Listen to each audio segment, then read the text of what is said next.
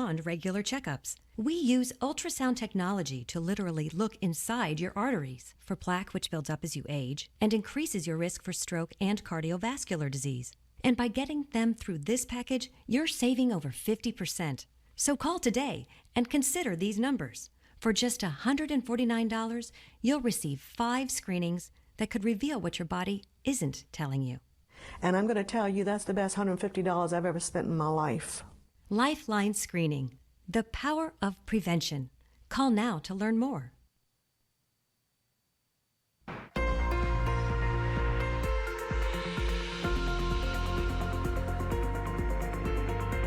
Today, another nice day with sunshine, less wind, but it's still going to be a little bit breezy.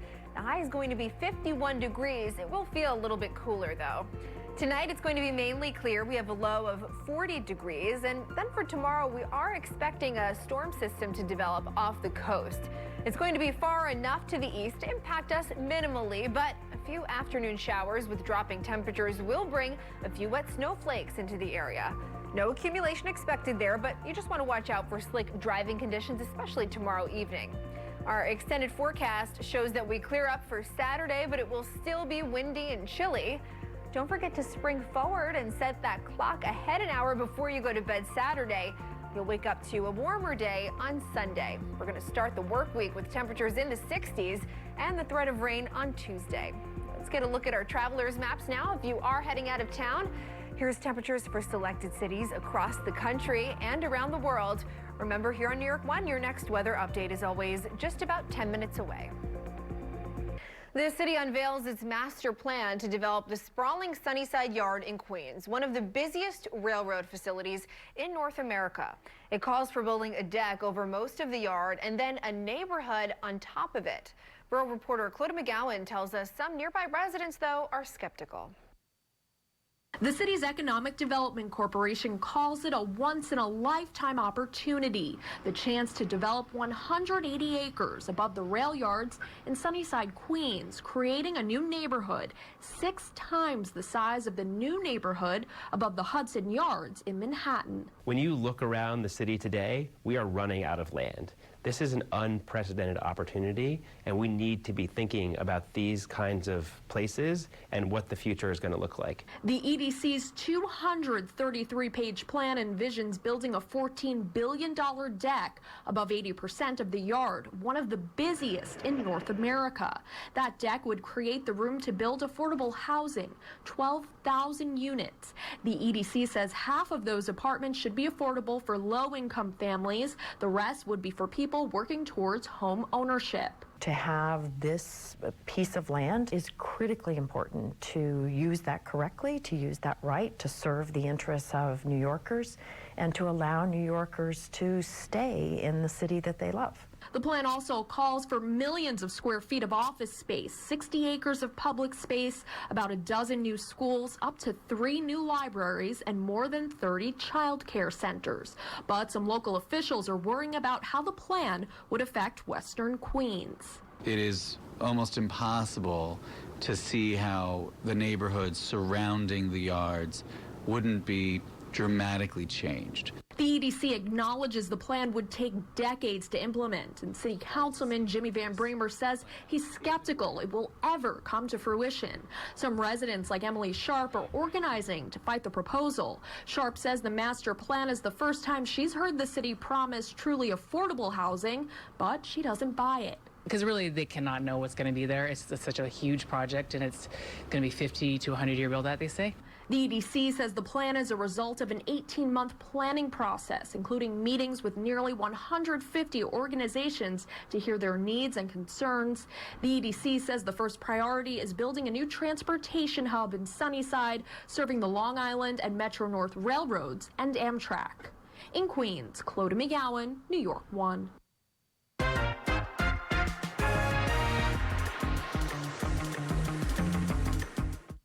The Knicks had their 2-game winning streak snapped by the Jazz. New York got close in the third quarter, but Utah pulled away after that. The Jazz win the game 112 to 104. The Knicks welcome the Thunder to the Garden tomorrow. And over in Brooklyn, the Nets were blown away by the Grizzlies. Memphis outscored the Nets 36 to 14 in the fourth quarter. Grizzlies rout Brooklyn 118-79. The Nets have lost 5 of their last 6 games. They host the Spurs tomorrow. Well, that does it for this half hour of New York One News. But up next, your news live at noon. I'll be back after that with more of the day's top stories. Stay with us.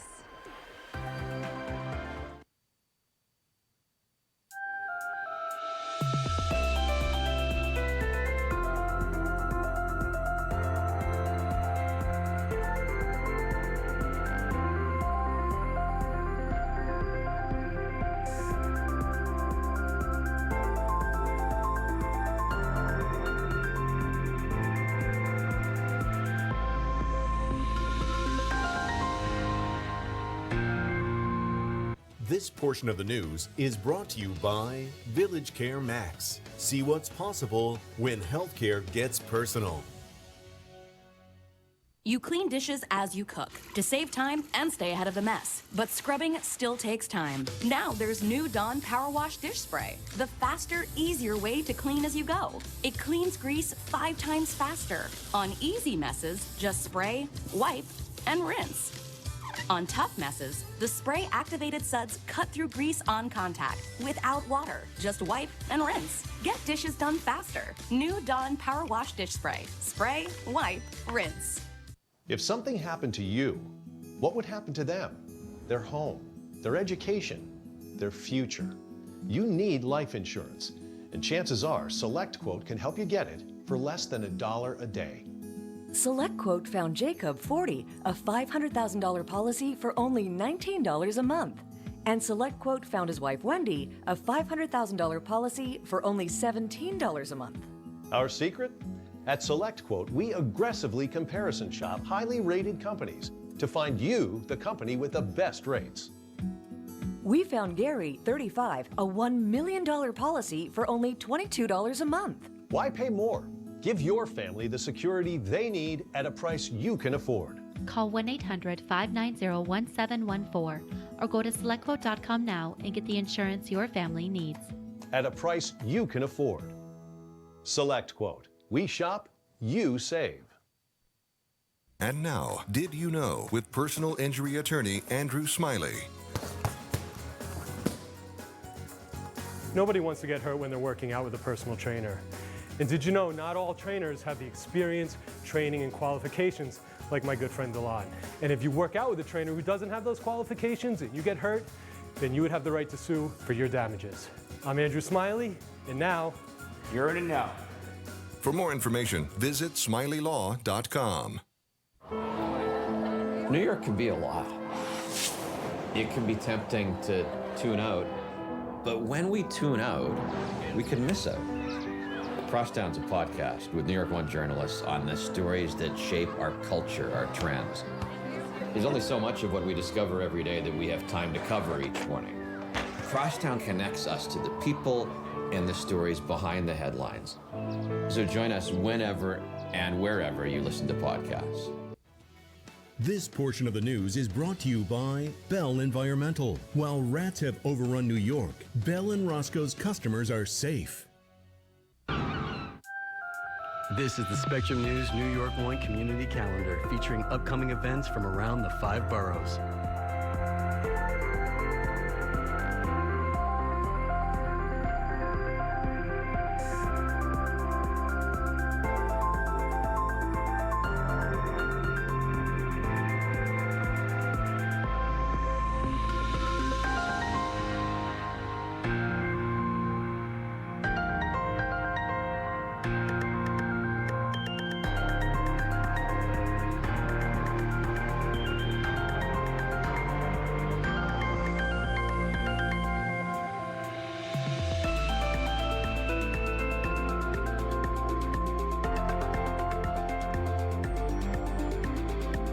It's 12 o'clock. 1-800-GOT-JUNK makes junk removal easy. Just point and junk disappears. Lawmakers caution the number of coronavirus cases in our area will rise, and they stress early diagnosis and testing is essential. This comes as 2 new cases are diagnosed, and there's no connection to travel or known patients. Presidential hopeful Elizabeth Warren suspends her campaign, turning the fight for the Democratic nomination into a 2-man race. And a popular 19th century Brooklyn restaurant reopens its door, hoping to serve a whole new generation of customers.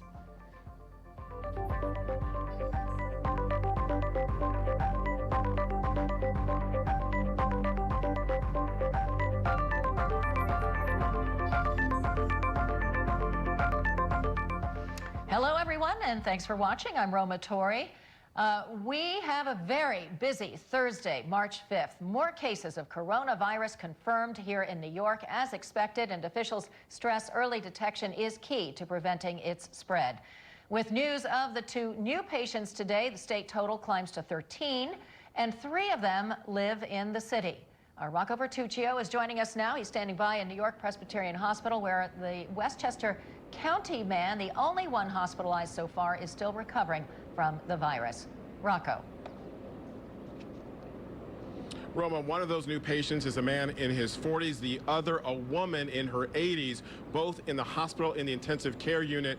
No word yet on exactly which hospital. What we do know is that neither of these patients traveled to one of those coronavirus hotspots, and neither are connected to any of the other coronavirus patients in our area. 9 of the 13 cases, though, are connected to that Westchester County man here at New York Presbyterian Hospital. He has been here for the past few days. He is an attorney who works in Midtown. We're told his condition is now improving. The attorney's 20-year-old son, his 14-year-old daughter, and his wife also tested positive for the virus. And the attorney's neighbor, a man who drove the attorney to the hospital in Westchester County, also testing positive. And a friend of the attorney, that man's wife, his 2 sons, and a daughter tested positive as well. You'll recall that a healthcare worker here in Manhattan who recently returned from Iran was the city's first positive coronavirus case. She is now recovering at home. Her husband actually tested negative. The attorney's son attends Yeshiva University here in Washington Heights. Classes canceled yet again today. They will be canceled through at least tomorrow as a precaution. The concern is that other people on that campus may have been exposed. The attorney's daughter attends SAR Academy in Riverdale.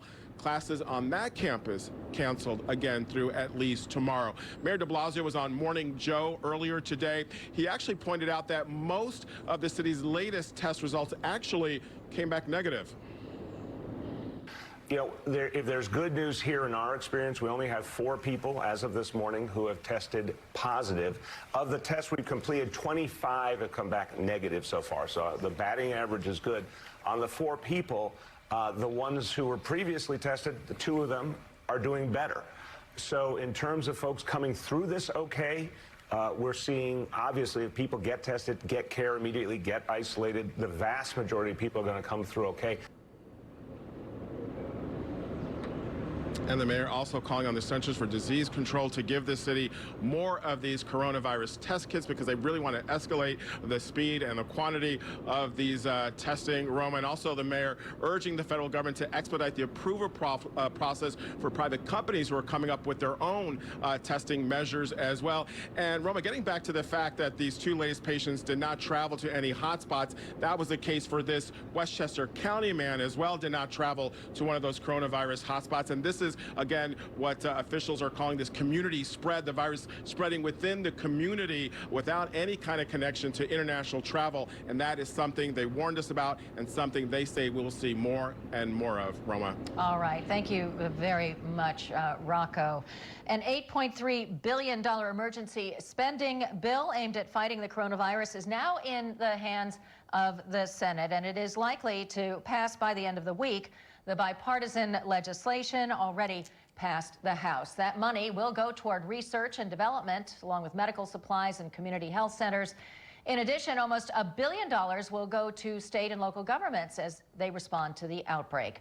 The Centers for Disease Control and Prevention, along with the Department of Health and Human Services, will also receive funding under that bill. The NYPD is taking extra precautions with officers spending long hours out in the community. And our criminal justice reporter, Dean Meminger, takes a closer look at how the department is managing its response to the virus. The NYPD says any officer that travels to a country that has been hit hard by the coronavirus won't be allowed to return to their jobs immediately. As of Wednesday afternoon, 4 officers were self-quarantined. Some of them had been in China on personal trips. Upon their return, they've been told to self-isolate and stay out of work for the 14-day period to see if any of them become symptomatic. As of this point, no police officer is symptomatic. Other officers have already been cleared from self-isolation. Speaking to City Council members, Chief of Department Terrence Monahan says the NYPD's 36,000 officers and 16,000 civilian employees are being prepared to combat the virus. We've issued masks, gloves, and disinfectants to all of our precinct commands. But don't expect to see officers walking around with masks and plastic gloves on. There isn't a need for our cops to be going out wearing a mask to cause a panic at this point, but they are available in case it starts to become more prevalent. Also, officers have been instructed on how to deal with potential coronavirus cases. Our officers will respond and remain outside the location awaiting EMS. EMS then, working with the fire department, will suit up in proper protection gear, and they will go in and remove that individual to whatever location that they need to go. One top NYPD chief told me he's constantly telling officers under his command to wash their hands as often as possible because they're always dealing with people in the public.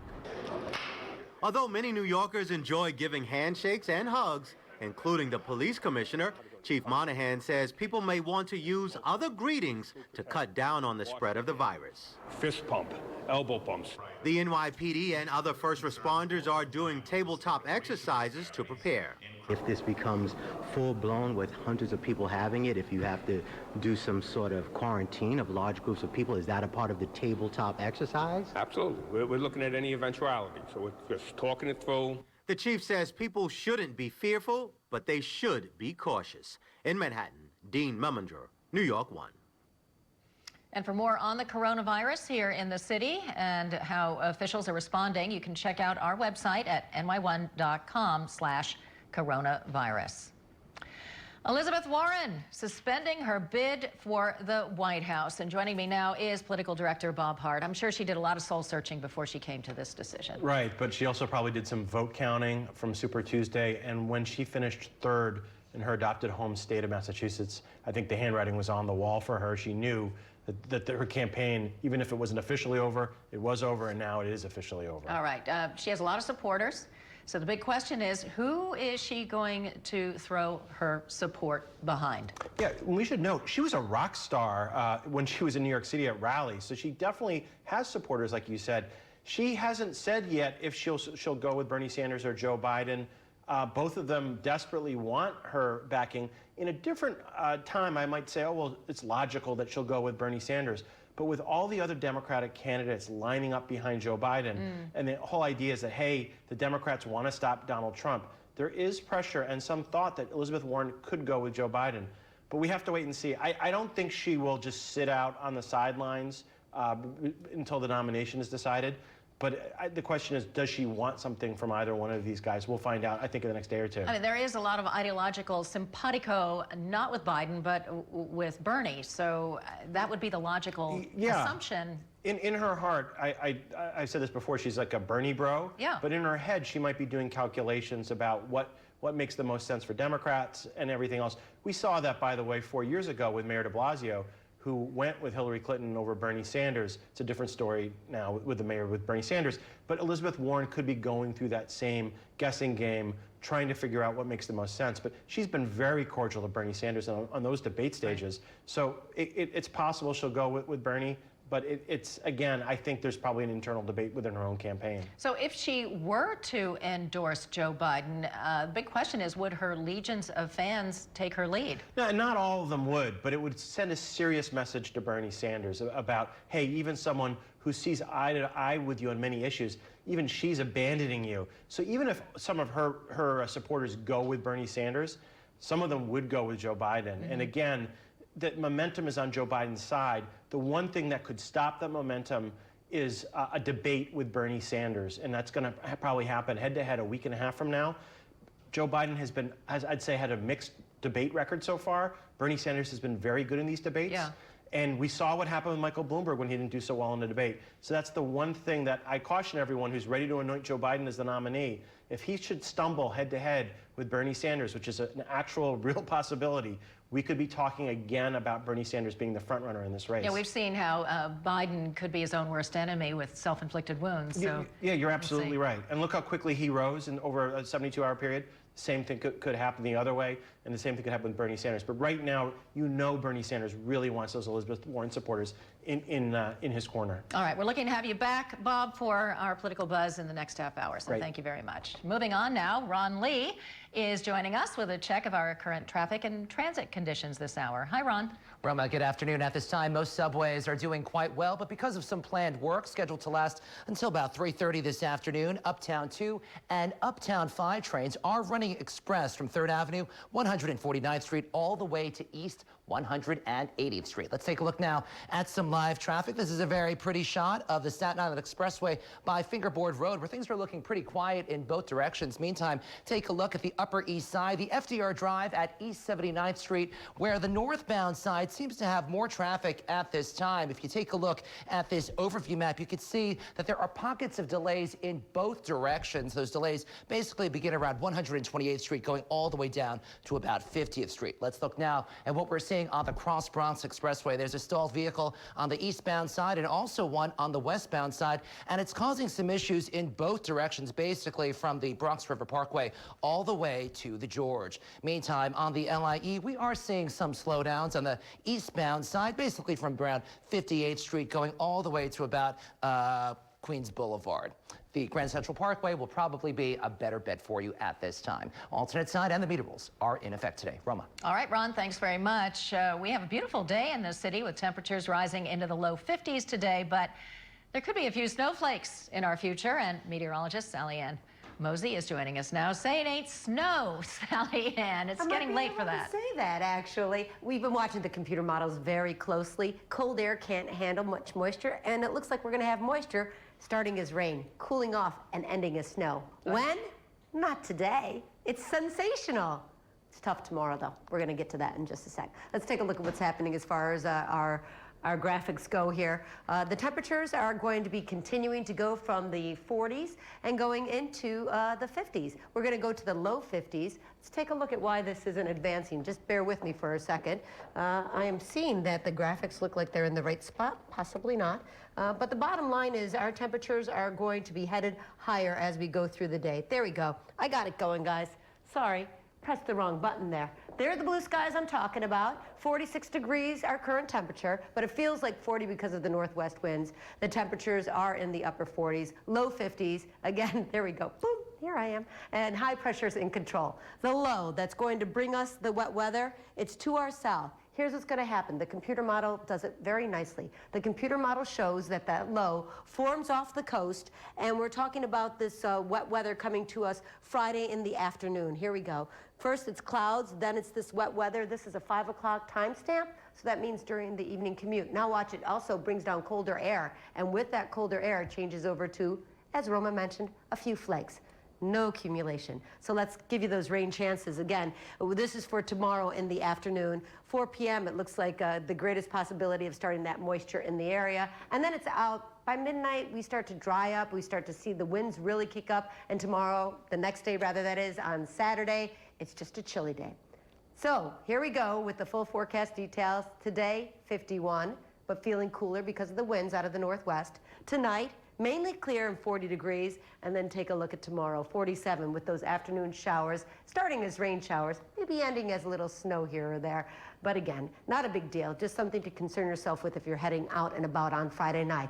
If you're out after 10 o'clock, I think you're fine. Here's that 7-day forecast again. We go to the 40s. We do rebound on Sunday back up into the upper 50s of the weekend days. Sunday is the gem. Then on Monday, we're back into the 60s, Roma. Thanks for bearing with me during my computer issues. The weather gremlins, yeah. All right, spring is in the air. Thank you very much, Sally Ann. And coming up on your news, live at noon, police respond to gunshots fired in Washington Heights.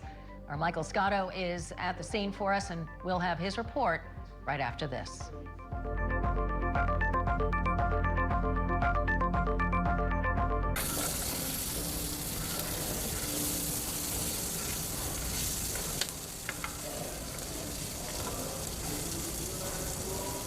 Stay tuned to get a free pan from Granite Stone. Stuck on eggs, burnt on batter. You can scrub and scrape, but you can't escape the nightmare of your sticky pans.